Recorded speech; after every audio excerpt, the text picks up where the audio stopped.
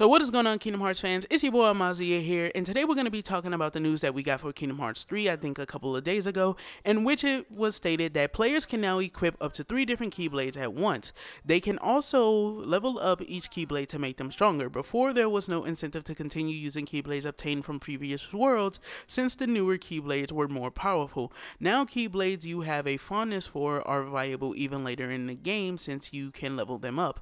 Now, what this actually means is not that there is an elaborate leveling system within Kingdom Hearts 3 for the Keyblades. If you remember, Tetsuya Nomura did allude to there being some kind of level up system, and there was going to be like this kind of material, something like that, that you had to find that you can, I think, like, not necessarily forge the Keyblade, but I think you can actually equip certain things to your Keyblade, which would allow Keyblade transformations. And obviously, we haven't seen enough of Kingdom Hearts 3 to be able to tell whether or not that is still within the game.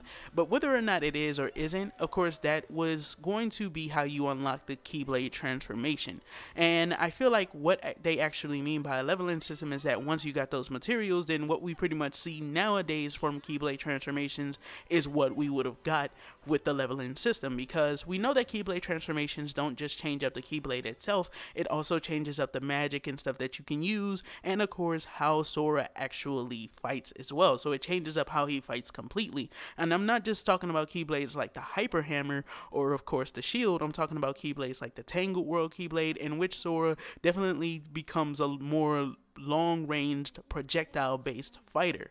So yeah, I mean, that makes a lot of sense that of course a lot of Keyblades would be viable down the line, because of course the abilities and properties of each Keyblade, and plus being able to equip 3 at a time, gives us the options to of course mix those options around, and at the same time to get the most out of those options. So let's go ahead and get into the next piece, in which he said, in addition to the main story, players can look forward to several mini games. One is a cooking game with Remy from Ratatouille. You must find ingredients hidden across several of the worlds and use them to create new recipes.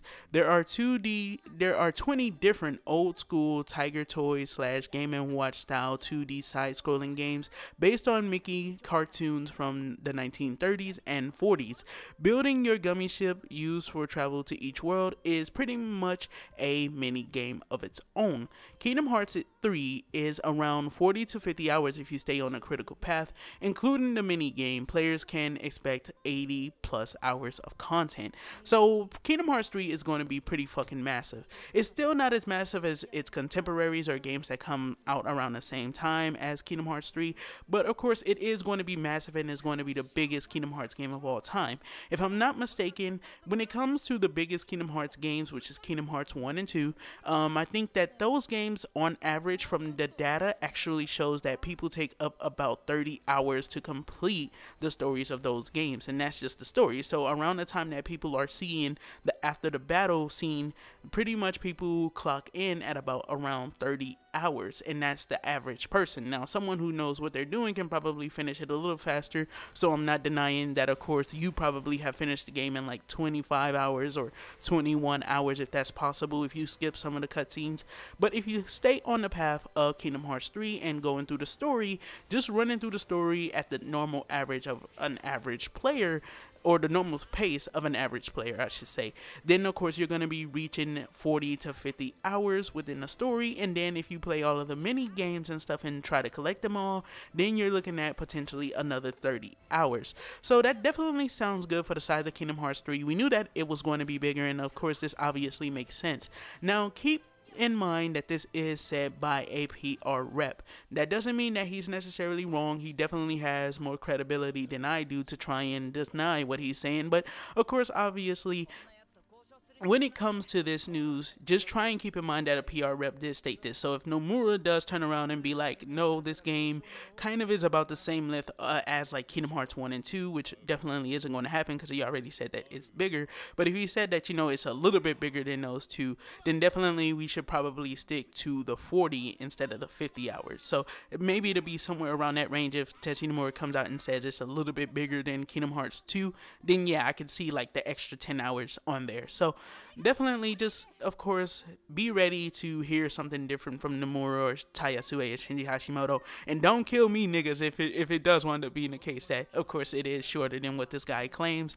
And, of course, the 80 hours for the mini games and stuff like that, like, you know, the extra 30 hours of content, that's definitely surprising. Of course, with Kingdom Hearts 2, of course, you do have the Data Organization 13, you have Sephiroth, the Lingering Will, and then, of course, the Winnie the Pooh stuff if you want to go back and do all that. Well, actually, I think you do have to do all that if you want to fight the Lingering Will. So, of course, there's all of those mini games and stuff like that. There's the world, that's the Atlantica world, but, of course, and then there's also the Olympus thing, and, is that it? I think that's it.